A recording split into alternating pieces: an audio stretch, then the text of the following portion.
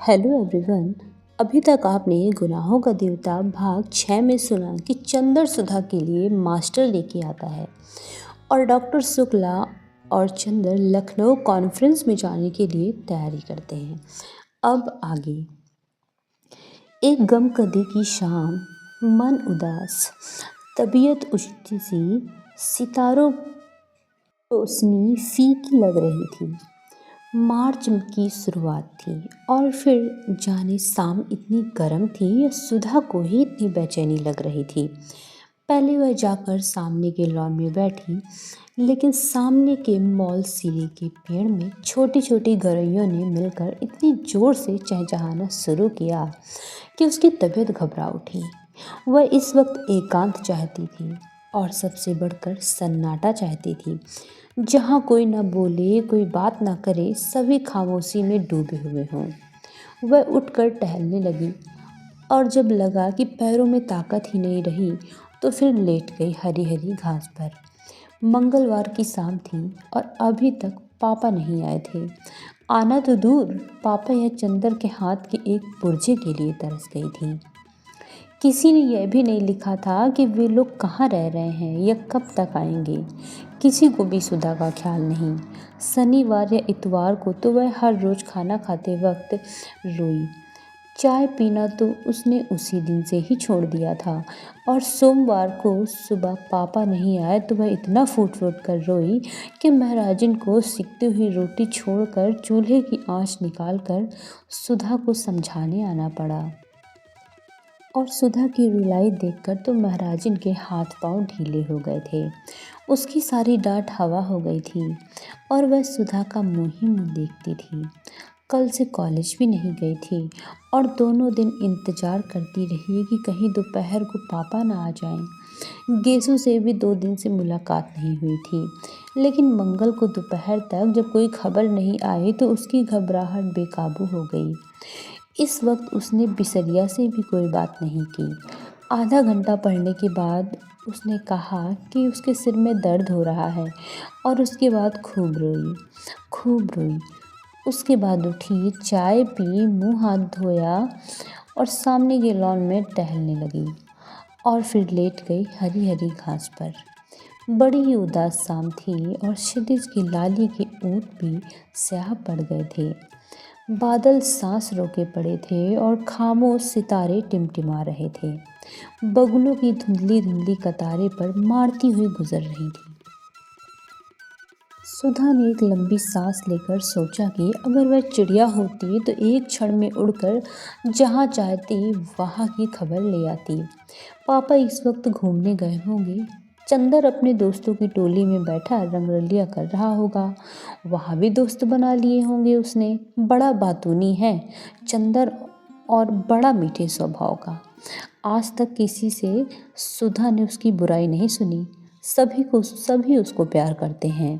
यहाँ तक कि महाराजिन जो सुधा को हमेशा डांटती रहती थी, चंदर का हमेशा पक्ष लेती थी और सुधा हर एक से पूछ लेती थी कि चंदर के बारे में उसकी क्या राय है। लेकिन सब लोग जितनी चंदर की तारीफ करते वह उतना अच्छा उसे नहीं समझती थी। आदमी की परख तो तब होती है जब दिन रात बढ़ते। चंदर उसका ऊन कभी नहीं लाकर देता था। बादामी रंग का रेशम मंगाओ तो केसरिया रंग का ला देता था। इतने नक्शे बनाता रहता था और सुधा ने हमेशा उससे कहा कि मेज पोस्ट की कोई डिज़ाइन बना दो तो उसने कभी नहीं बनाई। एक बार तो सुधा ने बहुत अच्छी वायल कानपुर से मंगवाई और चंदर ने कहा कि लाओ ये बहुत अच्छी है, इस पर हम किनारे डिज़ाइन बना देंगे। और उसके बाद उसने उसमें तमाम पान जैसा न जाने क्या बना दिया और जब सुधा ने पूछा ये क्या है तो बोला लंका का नक्शा है। जब सुधा बिगड़ी तो बोला लड़कियों के हृदय में तो रावण से मेघनाद तक करोड़ों राक्षसों का वास होता है, इसलिए उनकी पोशाक में लंका का नक्शा ज़्यादा सुशोभित होता है। मारे गुस्से की सुधा ने वह धोती अपनी मालिन को दे डाली थी और यह सब बातें तो किसी को मालूम नहीं।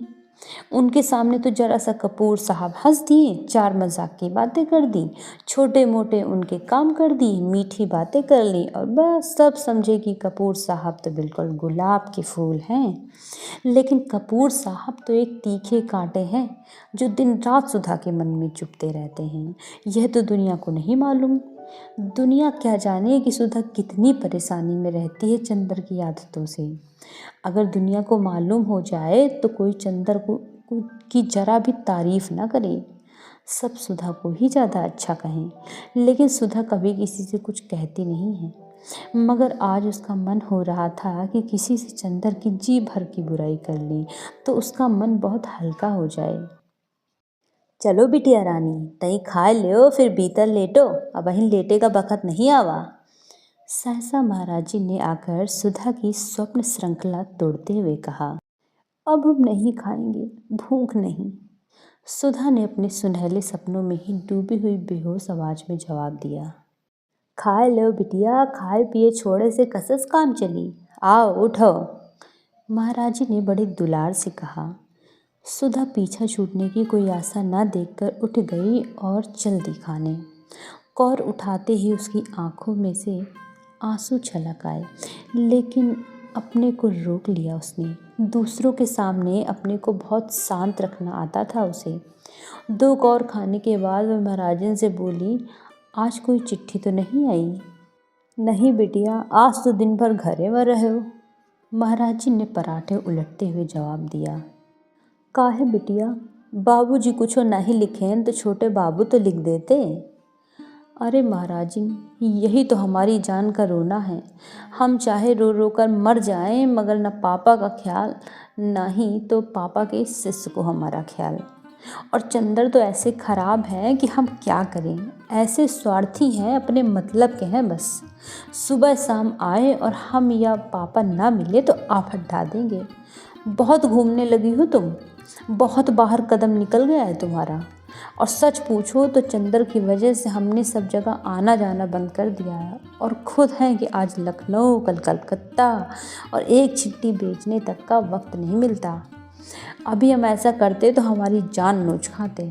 और पापा को तो देखो, उनके दुलारे उनके साथ हैं तो बस किसी की उनको फिक्र नहीं है।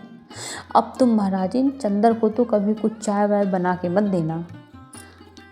काहे बिटिया, काहे कोसत हो? कैसा चांद से तो है छोटे बाबू, और कैसा हंस के बातें करत हैं। माई का जाने कैसे हियाव पड़ा कि उन्हें अलग कई दीस। बेचारा होटल में जाने कैसी रोटी खात हुई। उन्हें हैं बुला लो तो अपने हाथ से खिलाए और 2 महीना उसका मोटा कर दे। हमें तो उससे ज़्यादा उसकी ममता लागत है। बीबी जी, बाहर एक मेम पूछत हैं, हियाँ कोनो डॉक्टर रहत हैं? हम कहा नहीं, हियाँ तो बाबूजी रहत हैं। तो कहा थे नहीं, यही मकान आए।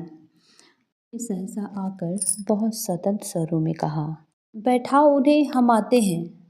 सुधा ने कहा और जल्दी जल्दी खाना शुरू किया और जल्दी जल्दी ख़त्म कर दिया। बाहर आकर उसने देखा तो नील कांटे के झाड़ से टिकी हुई एक बाइसिकल रखी थी और एक ईसाई लड़की लॉन पर टहल रही थी। हो गई करीब 24-25 बरस की, लेकिन बहुत अच्छी लग रही थी। कहिए, आप किसे पूछ रही थी? सुधा ने अंग्रेजी में पूछा। मैं डॉक्टर शुक्ला से मिलने आई हूँ, उसने शुद्ध हिंदुस्तानी में कहा। वे तो बाहर गए हैं और कब आएंगे कुछ पता नहीं। कोई खास काम है आपको? सुधा ने पूछा। नहीं, यूं ही मिलने आ गई। आप उनकी लड़की हैं? उसने साइकिल उठाते हुए कहा।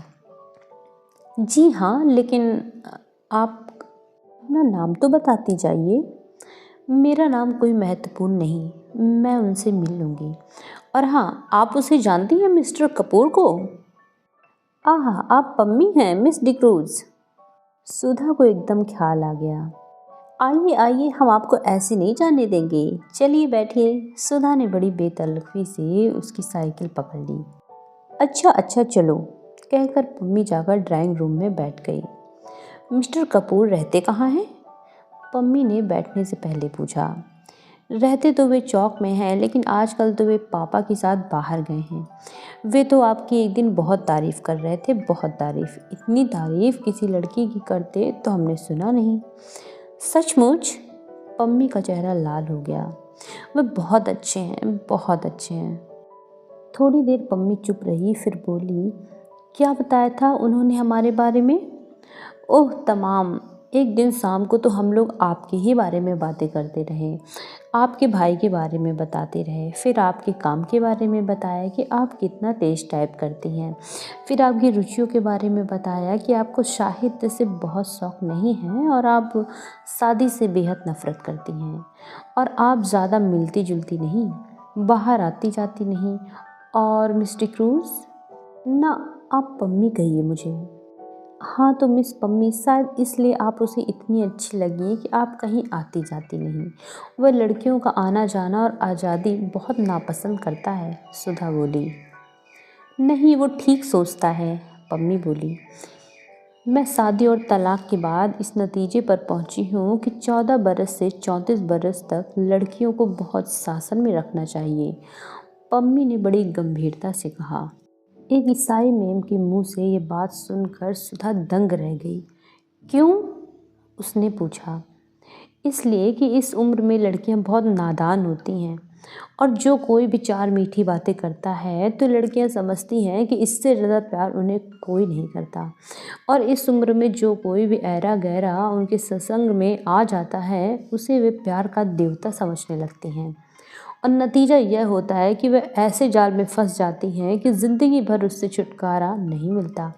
मेरा तो यह विचार है कि या तो लड़कियां 34 बरस के बाद शादियां करें जब वे अच्छा बुरा समझने के लायक हो जाएं, नहीं तो मुझे हिंदुओं का कायदा सबसे ज़्यादा पसंद आता है कि 14 वर्ष के पहले ही लड़की की शादी कर दी जाए और उसके बाद उसका सत्संग उसी आदमी से रहे जिससे उसे ज़िंदगी भर निबाह करना है, और अपने विकास क्रम से दोनों ही एक दूसरे को समझते चलें। लेकिन यह तो सबसे भद्दा तरीका है कि 14 और 34 बरस के बीच में लड़की की शादी हो या उसे आज़ादी दी जाए। मैंने तो स्वयं अपने ऊपर बंधन बांध लिए थे। तुम्हारी तो शादी अभी नहीं हुई? नहीं।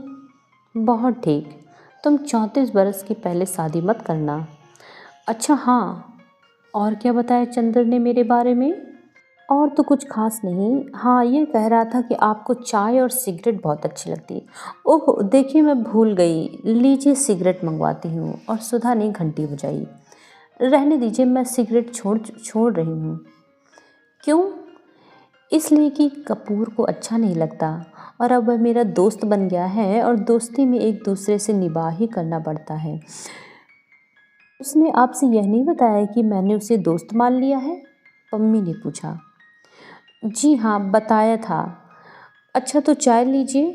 हाँ हाँ, चाय मंगवा लीजिए। आपका कपूर से क्या संबंध है? पम्मी ने पूछा। कुछ नहीं, मुझसे भला क्या संबंध होगा उनका, जब देखिए तब बिगड़ते रहते हैं मुझ पर, और बाहर गए हैं और आज तक कोई खत नहीं भेजा, ये कहीं संबंध है? नहीं, मेरा मतलब आप उनसे घनिष्ठ हैं। हाँ, कभी वो छिपाते तो नहीं मुझसे कुछ। क्यों? तब तो ठीक है, सच्चे दिल के आदमी मालूम पड़ते हैं। आप तो ये बता सकती हैं कि उन्हें क्या क्या चीज़ें पसंद हैं?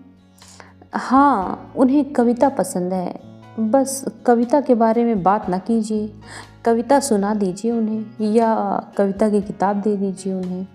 और उनको सुबह घूमना पसंद है, रात को गंगा जी की सैर करना पसंद है, सिनेमा तो बेहद पसंद है, और क्या, चाय की पत्ती का हलवा पसंद है। यह क्या होता है? मेरा मतलब बिना दूध की चाय उन्हें बहुत पसंद है। अच्छा अच्छा, देखिए आप सोचेंगे कि मैं इस तरह से मिस्टर कपूर के बारे में पूछ रही हूँ जैसे मैं कोई जासूस हूँ, लेकिन असल बात मैं आपको बता दूँ, मैं पिछले 2-3 साल से अकेली रहती रही, किसी से भी नहीं मिलती जुलती थी। उस दिन मिस्टर कपूर गए तो पता नहीं क्यों मुझ पर इतना प्रभाव पड़ा। उनको देखकर ऐसा लगा कि यह आदमी है जिसके दिल में सच्चाई है जो आदमियों में बिल्कुल नहीं होती है। तभी मैंने सोचा इनसे दोस्ती कर लूँ, लेकिन चूँकि एक बार दोस्ती करके विवाह और विवाह के बाद अलगाव मैं भोग चुकी हूँ, इसलिए इनके बारे में पूरी जांच पड़ताल कर लेना चाहती हूँ। लेकिन दोस्त तो अब बना ही चुकी हूँ। चाय आ गई थी और पम्मी ने सुधा के प्याले में चाय डाली। ना, मैं तो अभी खाना खा चुकी हूँ, सुधा बोली। पम्मी ने 2-3 चुस्कियाँ लेने के बाद कहा, आपके बारे में चंदर ने मुझसे कहा था। कहा होगा, सुधा मुंह बिगाड़ कर बोली। मेरी बुराई कर रहे होंगे और क्या। पम्मी चाय के प्याले से उठते हुए धुआं को देखते हुए अपने ही ख्याल में डूबी थी। थोड़ी देर बाद बोली, मेरा अनुमान गलत नहीं होता। मैंने कपूर को देखते ही समझ लिया था कि यही मेरे लिए उपयुक्त मित्र हैं। मैंने कविता पढ़नी बहुत दिनों से छोड़ दी, लेकिन किसी कवित्री ने, शायद मिसेज ब्राउनिंग ने कहीं लिखा था कि वह मेरी ज़िंदगी में रोशनी बनकर आया। उसे देखते ही मैं समझ गई कि यह वह आदमी है जिसके हाथ में मेरे दिल के सभी राज सुरक्षित रहेंगे। वह खेल नहीं करेगा और प्यार भी नहीं करेगा। ज़िंदगी में आकर भी ज़िंदगी से दूर और सपनों में बंध कर भी सपनों से अलग। यह बात कपूर पर बहुत लागू होती है।